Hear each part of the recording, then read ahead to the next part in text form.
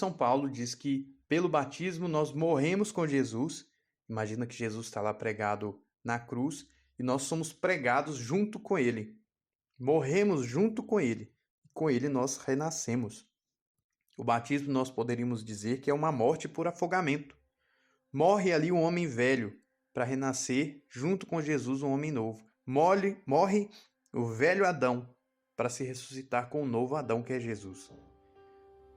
E aí diz São Paulo na carta aos Romanos: todos nós que fomos batizados em Cristo Jesus, fomos batizados na sua morte. Fomos sepultados com ele pelo batismo na morte, para que assim como Cristo ressuscitou dos mortos pela glória do Pai, também nós vivamos uma vida nova. Principalmente quando se batiza adultos, é necessário que ali, na pia batismal, seja o túmulo dos pecados. Que a pessoa morra para a vida antiga e ela renasça. Então, a pia batismal é também útero. É um local onde a pessoa é gestada, onde a pessoa nasce para uma vida nova. Um outro símbolo, uma outra comparação utilizada na Sagrada Escritura é que todos nós somos membros do corpo de Cristo. Isso diz São Paulo lá na primeira carta aos Coríntios, capítulo 12. Também a carta aos Colossenses e a carta aos Efésios. E aí ele diz claramente que nós não somos iguais. Ele faz comparações que um é como se fosse o pé, outro como se fosse a mão, outro o ouvido, outro o olho. Mas todos nós somos membros de um único corpo. De fato, todos nós, diz São Paulo, judeus ou gregos, escravos ou livres, fomos batizados num só Espírito. Isso significa que dentro da igreja não importa a sua nacionalidade, não importa a cor da sua pele, não importa a sua condição social, não importa se você é pobre ou rico. Importa que todos nós pertencemos a Jesus Cristo. Isso é que é mais importante. Então, a igreja, nós temos a igualdade de condição enquanto batizados. Todos nós somos filhos de Deus, essa grandeza imensa que é ser filho de Deus, e todas as diferenças ficam pequenas. É por isso que no rito do batismo se renuncia ao pecado, já que nós temos que ressuscitar para uma vida nova, mas se renuncia a tudo que causa divisão. Porque ninguém entra no corpo de Cristo para dividir o corpo de Cristo. E uma coisa muito bonita que São Paulo diz é que o olho não pode dizer à mão, não preciso de ti, nem a cabeça dizer aos pés, não preciso de vós. Bem mais ainda, mesmo os membros do corpo que parecem ser os mais fracos, são indispensáveis. Se a gente pensar, se algo vem bater no nosso olho, a gente coloca a mão na frente. A mão é muito mais forte do que o olho. O olho é muito mais frágil, mas o olho é indispensável. Sendo assim, os membros mais frágeis da comunidade cristã, as crianças, os idosos, os doentes acamados, os deficientes, todos eles são membros frágeis, fracos, mas são indispensáveis para o corpo de Cristo. É um grande mistério. Jesus se identifica com cada um deles. É por isso que quando os apóstolos discutiam quem era o maior no reino de Deus, Jesus pegou uma criança e colocou no meio deles e disse: quem não for como essa criança, não entrará no reino de Deus. Porque os membros mais frágeis, mais fracos do corpo são indispensáveis. E como nós fazemos parte de um mesmo corpo, tudo o que nós fazemos de bom reflete bem para todo o corpo. Tudo que nós fazemos de mal reflete o mal para todo o corpo. Se um membro sofre, diz São Paulo, todos os membros sofrem com ele. Se um membro é honrado, todos os membros se regozijam com ele. Esse grande mistério de que nós fazemos parte de um único corpo, então todas as nossas ações refletem no bem do corpo ou no mal do corpo, é chamado de comunhão dos santos. O batismo nos torna filhos de Deus e herdeiros do céu, diz aqui a carta aos Gálatas. Com efeito, vós todos sois filhos de Deus pela fé no Cristo Jesus. Vós todos que fostes batizados em Cristo, vos revestistes de Cristo. Não há mais judeu ou grego, escravo ou livre, homem ou mulher, pois todos vós sois um só, em Cristo Jesus, sendo de Cristo sois então descendência de Abraão, herdeiros segundo a promessa. Se nós estamos em Cristo, no corpo de Cristo, tudo que é de Jesus é nosso. Jesus tem um Pai no céu, passa a ser nosso Pai. Todos que são filhos são herdeiros, então nós também somos herdeiros do céu. Se Jesus tem uma mãe, Nossa Senhora, ela também é nossa mãe. Jesus tem uma família, que é a igreja, também passa a ser nossa família.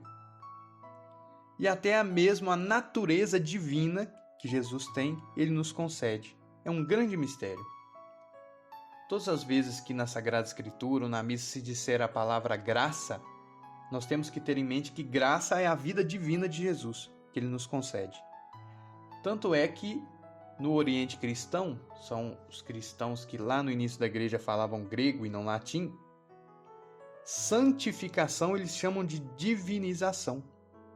Santo é aquele que a graça foi crescendo tanto e tanto que transformou a pessoa por inteiro. Eles lá chamam o processo de santificação de divinização, já que a graça é a vida divina. Pelo batismo, nós somos enxertados em Cristo e vivemos a sua vida. De São Paulo, na carta aos Romanos. Aliás, se as primícias são santas, a massa toda também é santa. Aqui vamos fazer uma pausa. Primícia eram os primeiros frutos ou as primeiras sementes de uma colheita.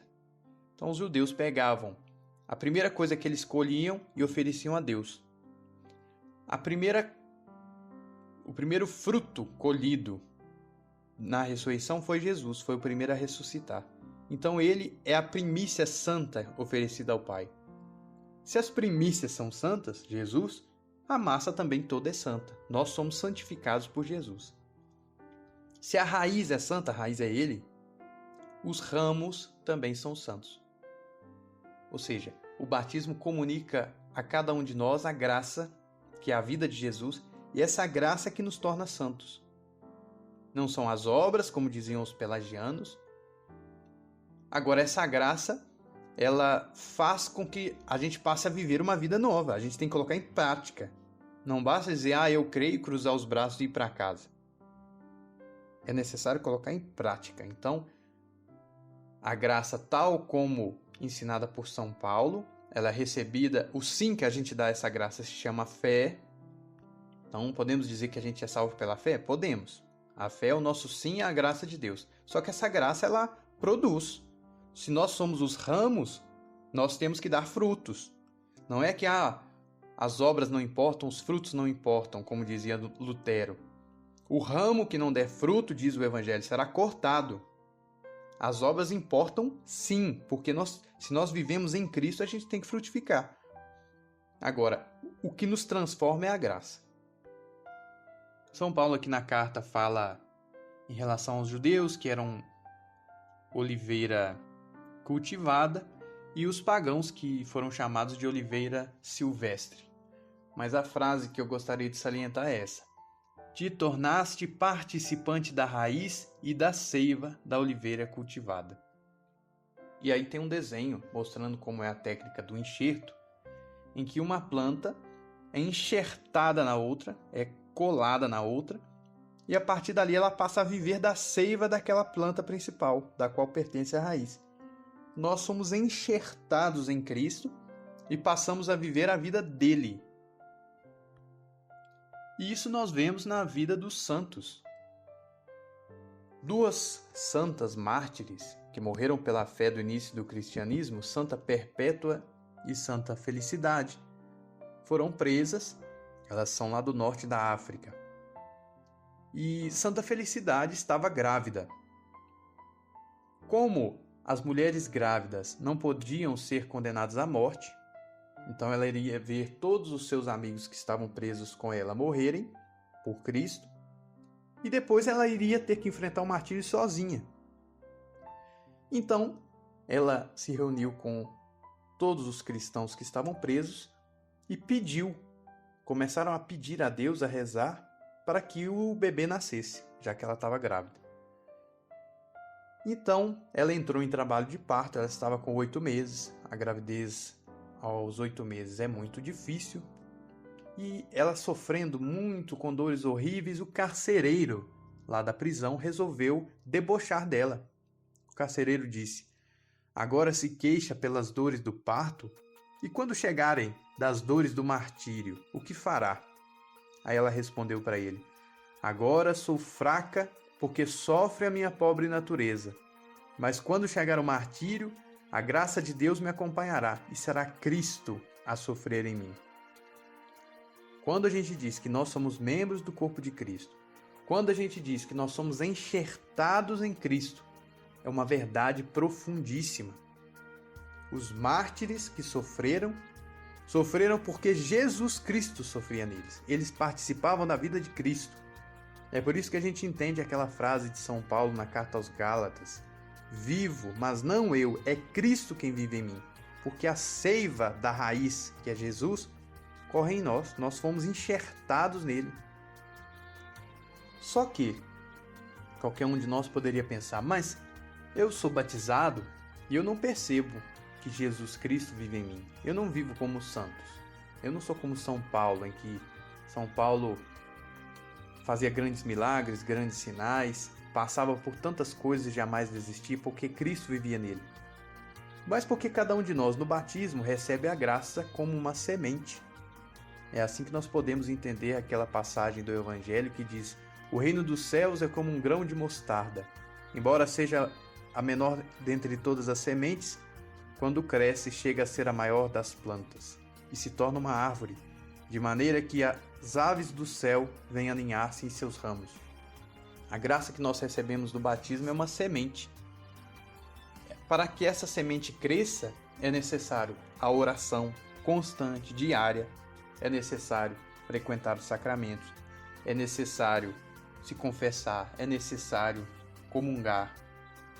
Todas essas coisas são necessárias se a gente quer que a graça de Deus cresça. O reino de Deus, ou seja, aquilo dentro de nós que está sob o domínio de Deus, que está sob a autoridade de Deus, tem que ir crescendo. Quantas coisas na nossa vida a gente segura para nós e não quer entregar para Deus? Quantas áreas da nossa vida a gente meio que coloca a vida cristã numa gaveta e aí no restante a gente diz: aqui não, aqui Deus não mexe, aqui eu não obedeço a Deus, aqui Deus não tem nada a ver com isso. É necessário que a graça que a gente recebe do batismo vá crescendo. E esse momento em que essa pequena semente se torna uma grande árvore é o momento em que nós nos santificamos. Os santos são aqueles que a graça de Deus cresceu tanto até poder dizer como São Paulo: eu vivo, mas não eu, Cristo vive em mim. O batismo nos torna membros da igreja. Como já foi dito, como membros do corpo de Cristo, enxertados em Cristo, tudo que é dele é nosso. Se ele constituiu uma igreja para continuar sua missão ao longo da história, então nós fazemos parte dessa igreja. Está claramente lá na carta aos Efésios, capítulo 2. Portanto, já não sois estrangeiros nem forasteiros, mas concidadãos dos santos e moradores da casa de Deus, edificados sobre o alicerce dos apóstolos e dos profetas, tendo como pedra angular o próprio Cristo Jesus. Nele a construção toda, bem travada, vai crescendo e formando um templo santo no Senhor. Nele vós também sois juntamente edificados para serdes morada de Deus no Espírito. Cada um de nós, pelo batismo, é membro da igreja e se torna responsável para que esse grande templo espiritual que é a igreja vá crescendo. Por isso, cada batizado tem o dever de evangelizar, de trazer pessoas para a igreja, de transformar a vida das pessoas, de ser instrumento de Cristo na vida dos outros. E se os protestantes dizem que a igreja de Cristo ela é invisível, na verdade, a igreja de Cristo pode estar lá na Assembleia de Deus, pode estar lá não sei na onde, pode estar na igreja tal, nada disso. A carta aos Efésios diz claramente que a igreja de Cristo, fundada por ele, é edificada sobre os apóstolos e sobre os profetas. É uma igreja visível. Os apóstolos não eram visíveis. Lá no Evangelho de São João, Jesus diz que os cristãos deveriam ser um, ele rezando ao Pai, lá no capítulo 17, para que o mundo cresça que o Pai tinha enviado Jesus. Ora, se o mundo tem que crer a partir da unidade dos cristãos, é porque o mundo tem que ver a unidade dos cristãos. Como que o mundo vai ver uma igreja que é invisível? A igreja de Cristo, ela é mais invisível do que visível. Isso está certo.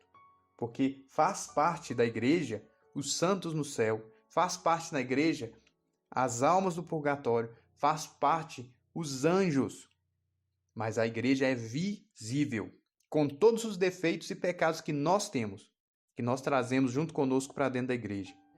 Mas cada um de nós é membro da igreja católica, apostólica, romana, quando se batiza.